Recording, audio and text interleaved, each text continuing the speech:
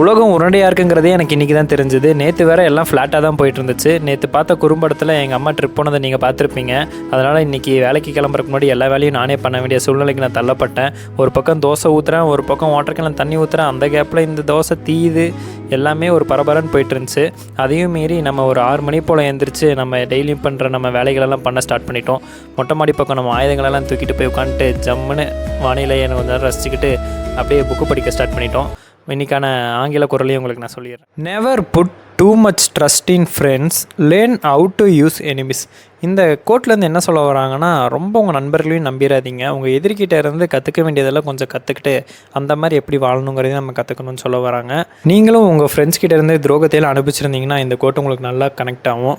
அதெல்லாம் விட்டுட்டு நம்ம தியானத்தில் உட்காந்துட்டோம். ஒரு 10 நிமிஷம் நல்ல டீப் மெடிடேஷனில் உட்காந்ததுக்கப்புறம் தான் கொஞ்சம் மைண்டு ஃப்ரீ ஆச்சு.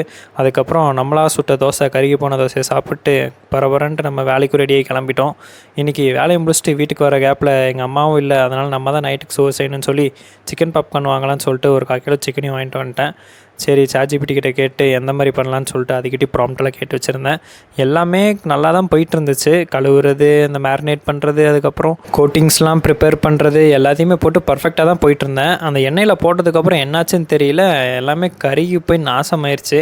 அதனால் எல்லா சிக்கனையும் குப்பையில் போட வேண்டிய நிலைமை வந்துருச்சு. இப்போ தான் தெரியுது சமையல் செய்கிறது எவ்வளோ கஷ்டமானு சொல்லிட்டு. இனி அதையும் நம்ம கொஞ்சம் கொஞ்சமாக கற்றுக்கலாம். அதுவுமே நம்ம வாழ்க்கைக்கு தேவைப்படும். அதுக்கப்புறம் இன்றைக்கி வெளியே போய் தான் சாப்பிட்ற சூழ்நிலை இருக்கிறதுனால நம்மளும் நம்ம ஸ்ரீயை கூப்பிட்டு வெளியே போய் ஜாலியாக சாப்பிட்டு இன்றைக்கி நாளும் முடிச்சிட்டோம்.